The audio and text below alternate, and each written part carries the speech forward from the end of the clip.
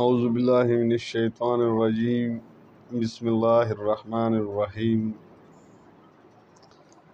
جو لوگ اللہ کی آیتوں کو نہیں مانتے اور انبیاء کو ناحق قتل کرتے رہے اور جو انصاف کرنے کا حکم دیتے ہیں انہیں بھی مار ڈالتے ہیں، ان کو دکھ دینے والے عذاب کی خوشخبری سنا دو۔ یہ ایسے لوگ ہیں جن کے اعمال دنیا اور آخرت دونوں میں برباد ہیں اور ان کا کوئی مددگار نہیں ہوگا۔ بھلا تم نے ان لوگوں کو نہیں دیکھا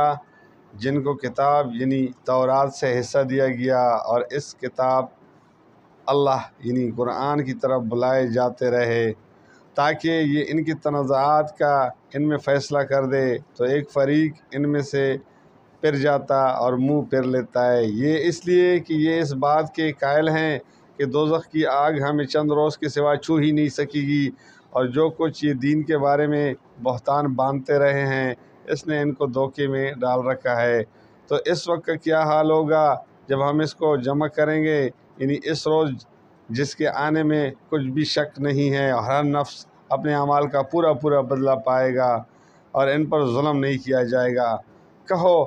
کہ اے اللہ، اے بادشاہی کے مالک، تو جس کو چاہے بادشاہی بخشے اور جس سے چاہے بادشاہی چھین لے، اور جس کو چاہے عزت دے اور جس سے چاہے ذلیل کرے، ہر طرح کی بلائی تیری ہی ہاتھ میں ہے، اور بے شک تو ہر چیز پر قادر ہے۔ تو ہی رات کو دن میں داخل کرتا اور تو ہی دن کو رات میں داخل کرتا ہے، تو ہی بے جان سے جاندار پیدا کرتا ہے اور تو ہی جاندار سے بے جان پیدا کرتا ہے، اور تو ہی جس کو چاہتا ہے بے حساب رزق بخشتا ہے۔ مومنوں کو چاہیے کہ مومنوں کے سوا کافروں کو دوست نہ بنائے، اور جو ایسا کرے گا اس سے اللہ کا کچھ عہد نہیں۔ ہاں، اگر اس طریقے سے تم ان کے شر سے بچاؤ کی صورت پیدا کرو تو مضائقہ نہیں، اور اللہ تم کو اپنے غضب سے ڈراتا ہے اور اللہ ہی کی طرف تم کو لوٹ کر جانا ہے۔ اے پیغمبر، لوگوں سے کہہ دو کہ کوئی بات تم اپنے دلوں میں مخفی رکھو یا اس سے ظاہر کرو، اللہ اس کو جانتا ہے، اور جو کچھ آسمان میں اور جو کچھ زمین میں ہے اس کو سب کی خبر ہے، اور وہ ہر چیز پر قادر ہے۔ جس دن ہر شخص اپنی کی ہوئی نیکی کو موجود پالے گا اور اپنی برائی کو بھی دیکھ لے گا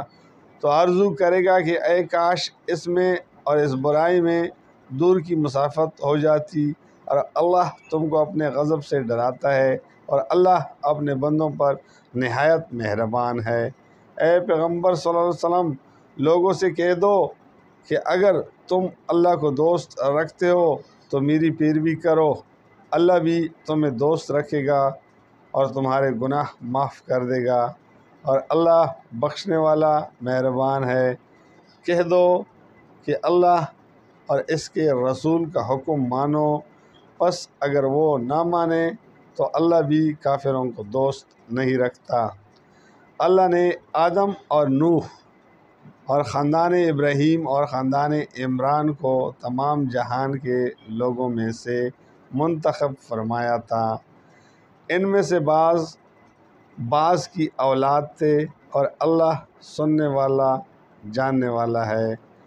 وہ وقت یاد کرنے کے لائق ہے جب عمران کی بیوی نے کہا کہ اے پروردگار، جو بچہ میرے پیٹ میں ہے میں اس کو تیری نظر کرتی ہوں، اسے دنیا کے کاموں سے آزاد رکھوں گی، تو اسے میری طرف سے قبول فرما، تو سننے والا ہے جاننے والا ہے۔ پھر جب ان کے ہاں بچہ پیدا ہوا تو کہنے لگی کہ پروردگار، میری تو لڑکی ہوئی ہے، جبکہ اللہ خوب جانتا تھا جو ان کے ہاں ولادت ہوئی تھی، اور نہ ہوتا لڑکا مان اس لڑکی سے، اور کہنے لگی کہ میں نے اس کا نام مریم رکھا ہے، اور میں اس کو اور اس کی اولاد کو شیطان مردود سے تیری پناہ میں دیتی ہوں۔ تو اس کے پروردگار نے اس کی پسندیدگی کے ساتھ قبول فرمایا اور اسے اچھی طرح پرورش کیا اور زکریا کو اس کا کفیل بنایا۔ زکریا جب کبھی عبادت گاہ میں اس کے پاس جاتے تو اس کے پاس کھانا پاتے۔ یہ کیفیت دیکھ کر ایک دن مریم سے پوچھنے لگا کہ مریم، یہ کھانا تمہارے پاس کہاں سے آتا ہے؟ وہ بولی کہ اللہ کے ہاں سے آتا ہے، بے شک اللہ جسے چاہتا ہے بے حساب رزق دیتا ہے۔ اس وقت زکریا نے اپنے پروردگار کو پکارا، عرض کی کہ پروردگار مجھے اپنی طرف سے اولاد صالح عطا فرما، تو بے شک دعا سننے والا ہے۔ چنانچہ ابھی عبادت گاہ میں کھڑے نماز ہی پڑھ رہے تھے کہ فرشتوں نے آواز دی کہ زکریا، اللہ تمہیں یحییٰ کی بشارت دیتا ہے جو کلمۃ اللہ یعنی عیسیٰ کی تصدیق کریں گے اور سردار ہوں گے اور عورتوں سے رغبت نہ رکھنے والے اور ایک پیغمبر یعنی نیکوکاروں میں ہوں گے۔ زکریا نے کہا، اے پروردگار، میرے ہاں لڑکا کیوں کر پیدا ہوگا کہ میں تو بڈھا ہو گیا ہوں اور میری بیوی بانجھ ہے۔ فرمایا، اس طرح اللہ جو چاہتا ہے کرتا ہے۔ زکریا نے کہا کہ پروردگار میرے لیے کوئی نشانی مقرر فرما دے۔ فرمایا، نشانی یہ ہے کہ تم لوگوں سے 3 دن اشارے کے سوا بات نہ کر سکو گے،